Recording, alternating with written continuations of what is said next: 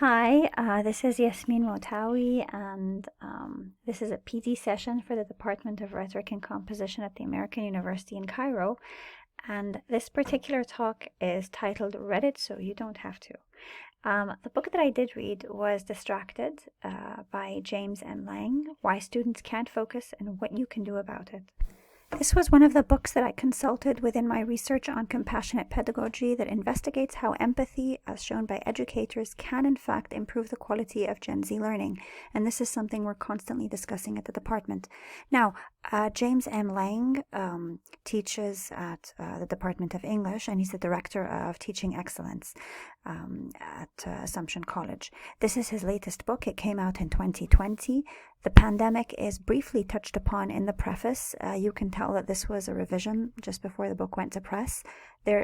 Online learning is addressed to some extent within the book itself, but you'll find that a lot of the things that are written are mostly about in-person teaching, but can be applied to online learning. Now, why are we talking about distraction anyway? Well, I must say that one of the things that I've noticed since we've gotten back on campus is that students are texting in class. And this I find extremely unusual. In fact, it's the first time that it's ever happened in my classroom. And what I've been told by students, and both in the class and outside of the class, is that the whole time they were online, they were constantly texting. And they were used to looking at one screen while communicating via another. And this habit was hard to break. And a lot of them were very surprised that this was the first time I had encountered this in my classroom. Having said that, all right, distraction isn't new. We like to think that it's new, but humans are built for distraction. If you constantly fall into prolonged periods of concentration, there's a very good chance that something may startle you, and that could be dangerous. I think the good thing that he does is that he begins by defining what distraction is, that this discourages us from thinking that every time somebody touches a phone, then they're distracted. Distraction means that somebody is engaging in behaviors that interfere with achieving their goals. Sometimes touching a phone is not that. Sometimes touching a phone is enabling. Sometimes it's a huge shortcut for a lot of other things. Now, obviously, take that with a grain of salt. It's mostly a distraction, and he recognizes that technology intensifies the problem of distraction, but he reassures us that the problem is in the human brain and not in a cell phone. So there's three main premises to this book. He says that attention is an achievement. Since we are built for distraction, to be able to sustain our concentration on one task or one thing for any stretch of time is an achievement. The second thing he says is that in spite of everything that encourages distraction, attention remains achievable. The third thing is, if we want it, we must cultivate it. And we must cultivate it through deliberate strategies and let go of the idea that that should be the natural state of the student when they're in the classroom. Right, so we didn't go through all of last year thinking that our students were giving us their undivided attention online. That wasn't a surprise. The problem is that students find it very hard not to do this. And this is something that should give us pause to think, not just as instructors generating and delivering content and engaging students in it, but also in our capacity as faculty involved in service and governance and indirectly or sometimes directly policy making. Under what circumstances should we go online? Now, what he really does very nicely is that he brings in a lot of the wisdoms and the best practices that he has found over the years, and this is one of them. This is Dr. Joanna Ziegler, and she teaches art history, and she had a very famous activity where she would bring students every single week to stand in front of the same piece of artwork. 13 consecutive weeks, and every week they would have to write a new paper on the same work that they would stand in front of. Now, the paper would develop as the weeks went on, as they would see more closely and cultivate attention and observe more and have newer insights. And I have to now say that my colleague Amina Afifi has noticed that because the students have been online for such a long time, that perhaps this might be a moment to go tactile.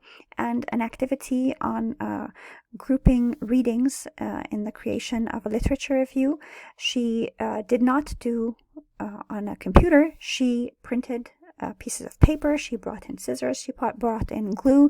The details of the assignment are with her, but the idea was that the students were very happy cutting and gluing and moving and doing things offline and making eye contact. Now, what I thought about her exercise with this was a truly flipped classroom, and she reports that the students were so engaged they had a hard time breaking up the class. One of the things I was discussing with my students was, now that we're in person, how many of you are thinking, well, we could be doing this online? And it's incumbent upon us to find reasons to be in the classroom and to utilize that space much more effectively than we did before.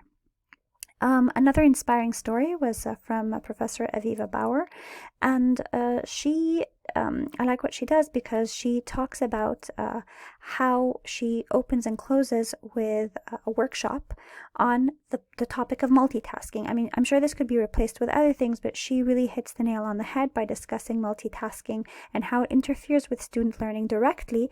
And once she's discussed that with a student, she asks them how they may plan new behaviors. And I think this touches on the fact that she sees that this is possibly addictive behavior that might be new and nascent and possibly responsive to small measures. So she asks them to write out a change that they plan to make and share ideas with peers in the next stage, and then develop and implement and evaluate how well that's been doing throughout the semester. And I think this might be very effective to consciously bring that into the classroom. It wouldn't take a lot of time and it would count as writing.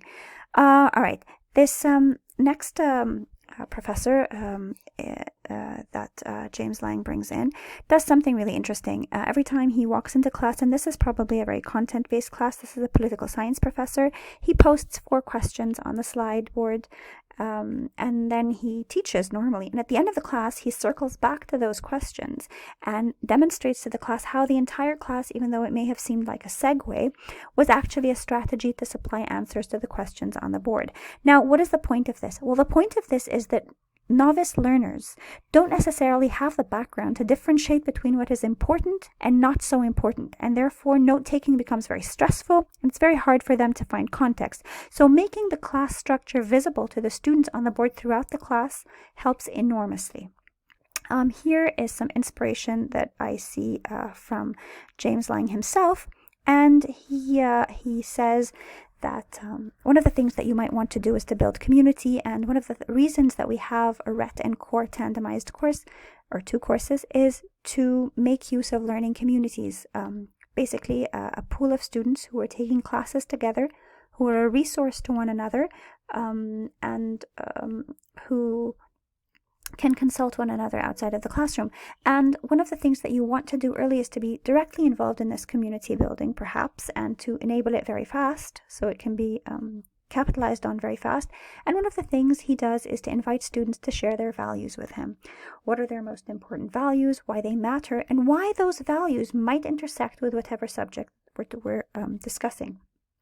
And additionally, what specific strengths they find that they bring to their classroom community, and to perhaps do some mapping together as a group. Now, one of the things that he says at some point is that students, and we knew this obviously, students perform better when their peers are watching.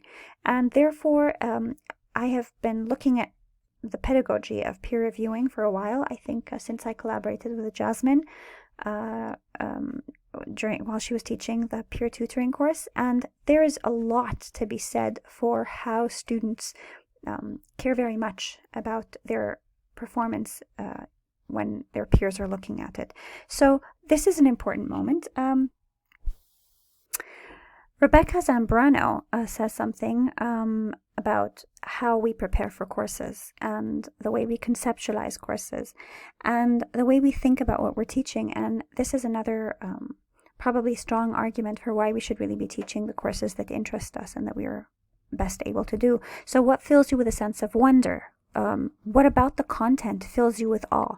Sometimes it's very hard to see this when you've been doing something for a long time. I think what she's doing is she's inviting us to step back and get to the point where we were initially very curious about what we were doing. What are some of the paradoxes in the field of knowledge that we're looking at? So, for instance, if it's who am I, what is unresolved there? What stories of wonder and passion led the foundational thinkers in our field to give so much of their lives to unraveling important mysteries? And one of the things I have to say is that 16 years ago, Doris used to complete the essay assignments along with her students. I'm not sure if she still does this, but when she recommended it to me, I found it was something that I couldn't really do. It's very difficult, and it was very humbling that I really couldn't do it. But what I could do, and I still do, is to regularly make myself a student. So regularly take courses, regularly put yourself out there, regularly write in real situations. I mean, publishing does help, but even taking a class where you have to produce writing is really important, and it makes one attentive, and it reminds one of why one is doing this.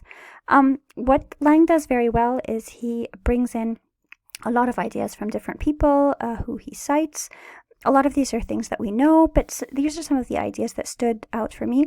He says that perhaps today students practice something that Catherine Hales calls hyper-attention over deep attention. And this is actually deep attention, but it sounds pretty fragmented.